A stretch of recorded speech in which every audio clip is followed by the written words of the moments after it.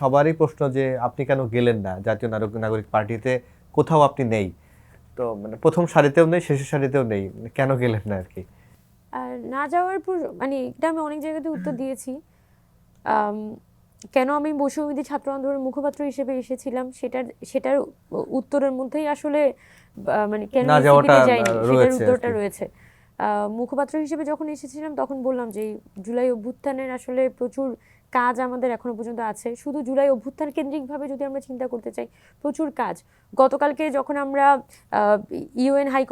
UN secretary general Antonio গুতেরেসের সাথে আমরা যখন দেখা করতে গিয়েছিলাম ছাত্রদের পক্ষ থেকে, তখন কিন্তু আমরা একটা ছাত্রদের দৃষ্টিভঙ্গি থেকে কেন আসলে ইন্টারন্যাশনাল ক্রাইম ট্রাইব্যুনাল ক্রিমিনাল কোর্টে হচ্ছে আপনার শেখ হাসিনার বিচার হওয়া প্রয়োজন, বাংলাদেশের অভ্যন্তরীণ রাজনীতিতে আসলে ভারতীয় হস্তক্ষেপ বন্ধের জন্য আমরা যেভাবে কথা বলতে পেরেছি, যেভাবে আমরা হচ্ছে নিজেদের পজিশনগুলো ব্যাখ্যা করতে পেরেছি তরুণ প্রজন্ম হিসেবে, সেটা আসলে বলা যায় যে অভ্যুত্থানের কারণে এটা সম্ভব হয়েছে।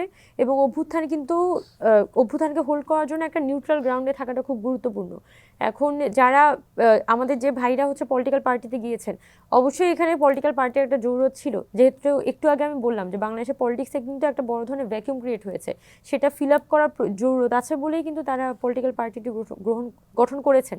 কিন্তু আবার আমি যেটা দেখি, আমি নিজের যে পজিশনটা দেখছি এই পুরো ফিল্ডটার মধ্যে, সেটা হচ্ছে একটা নিউট্রাল পজিশন, যার দায়িত্বটা এই অভ্যুত্থানের কথাটা বলে যাওয়া, অভ্যুত্থানের যে আকাঙ্ক্ষার কথাটা বলে যাওয়া, অভ্যুত্থানে আওয়ামী লীগের বিচারের কোশ্চেনটাকে সামনে নিয়ে আসা, এখানে আমাদের আহত নিহতদের যে পরিবারগুলো যে এখন একটা মানসিক ট্রমার মধ্যে দিয়ে যাচ্ছে, আমাদের তাদের যে একটা পুনর্বাসনের মধ্যে দিয়ে যেতে হবে, তাদেরকে যে আমাদের আসলে রাষ্ট্র আকারে ধারণ করার প্রয়োজন আছে, সেগুলোকে উপস্থাপন করা এবং জুলাইকে আসলে সবার মধ্যে ছড়িয়ে দেওয়া। আমাদের যত রাজনৈতিক সংগঠন আছে, যত ছাত্র সংগঠন আছে, সবার মধ্যে জুলাইকে ছড়িয়ে দেওয়ার একটা স্পৃহা আসলে আমি অনুভব করি। সেই জায়গা থেকে আমি মনে করি যে বৈষম্যবিরোধী ছাত্র আন্দোলনের সাথে থাকাটা মাচ মোর ইম্পর্টেন্ট। তো আপনার সঙ্গে তো আরো যারা ছিল, আপনি এখন সংখ্যায় তো কম হলেন, এই জুলাই ছড়িয়ে দেওয়ার এই বার্তায় একা হলেন কিনা আসলে? আমি সেটা মনে করি না যে একা হয়েছি, কারণ যারা লড়াইটা তো কঠিন। লড়াইটা অনেক কঠিন। কারণ প্রতি মুহূর্তে তো এটা কি বলে, মানে কণ্টকাকীর্ণ পথ মানে হেঁটে কিন্তু আমাদের পাড়ি দিতে হচ্ছে। এবং সবসময় আমি যেটা ভাবি, আমি যেভাবে করে চিন্তাটা করছি, আরেকজনের সাথে আমার চিন্তা নাও মিলতে পারে। নিশ্চয়ই একটা যখন রাজনৈতিক ঐক্য থাকে, তখন কিন্তু দেখা যায় যে অনেক কোশ্চেন একসাথে উত্তর চলে আসে। কিন্তু জুলাই আসলে এত বড় একটা পটভূমি, যেখানে মানুষ আসলে নানানমুখী চিন্তা করতে পারে এবং সবকিছুই ভ্যালিড, সবকিছুই জাস্টিফাইড, এবং একটা বিন্দুতে একটা সুতাই আনাটা খুব বেশি কঠিন।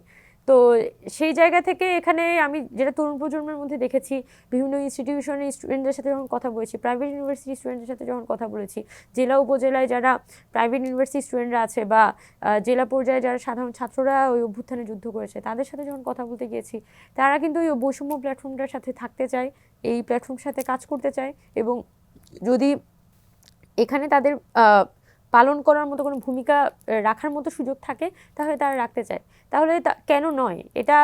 এটা তো শুধুমাত্র আমি উমামা ফাতেমা এই প্ল্যাটফর্মটাকে ব্যবহার করে বড় হব এই বিষয়টা না, সবাই মিলে বরং যারা এই প্ল্যাটফর্মটায় যুক্ত হতে চায়, কাজ করতে চায়, তাদেরকে অ্যাকোমোডেট করার জন্য কিন্তু এখানে একটা বডি দরকার।